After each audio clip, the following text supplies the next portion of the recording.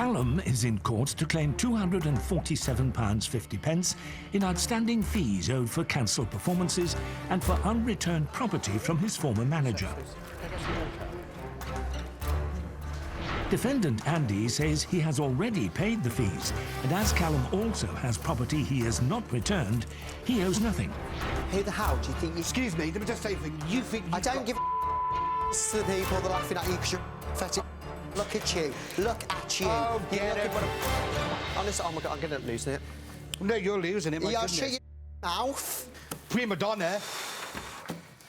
I'm telling you. Sorry, you judge. Be quiet.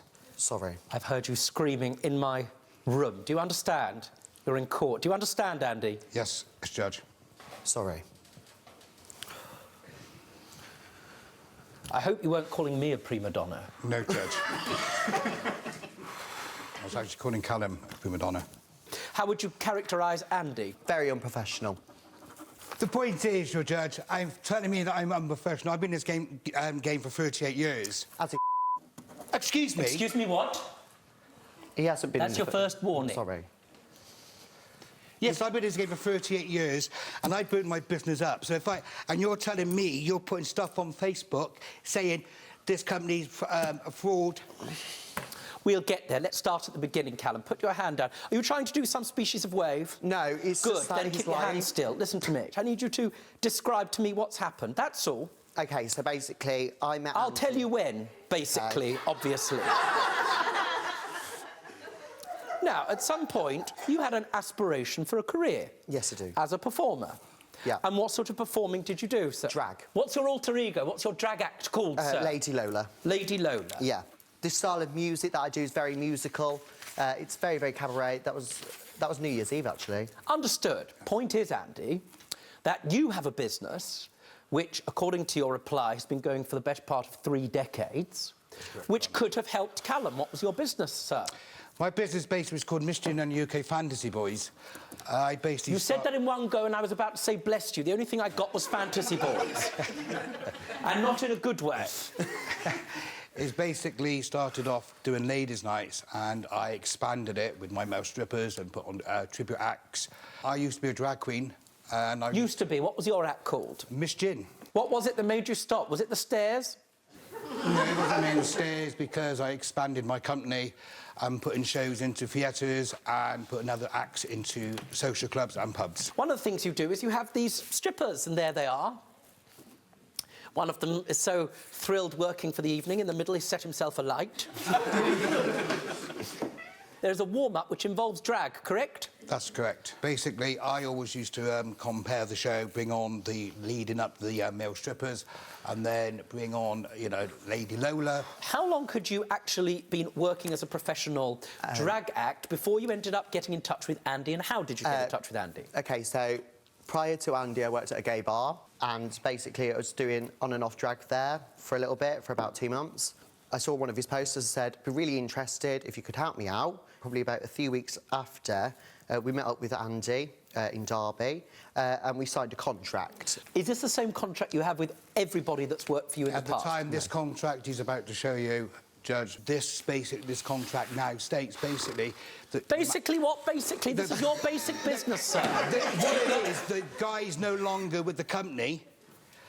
So this contract is a void because its contract is a void? This contract's no longer in contact because the guy, basically the previous manager, is no longer with the company. I need a moment. We're at the birth of a new legal stupid. He is no longer with the company. Talking! Sorry. Are you telling me somebody signed it, talking, but as far as you're concerned, it no longer has any legal effect because the bloke what wrote it, basically, is no longer at the company? He's no longer in the company, he was the manager. So why does that make this contract void? Because it doesn't, basically, the manager is no longer with the company. You signed it! I signed it. There's 3 witnesses, yes. With 3 witnesses?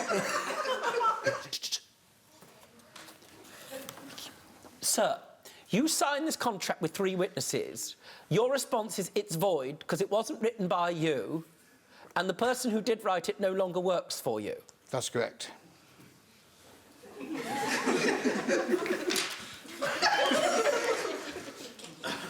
Now, I'm going to look at this contract. You're under a contract for a period of 3 months. Yeah.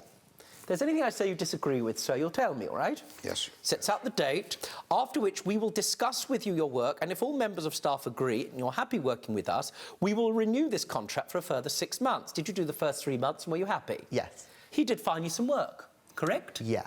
He did a good job as Miss Lola, right? Lady Lola, Judge. Forgive me. That's what matters.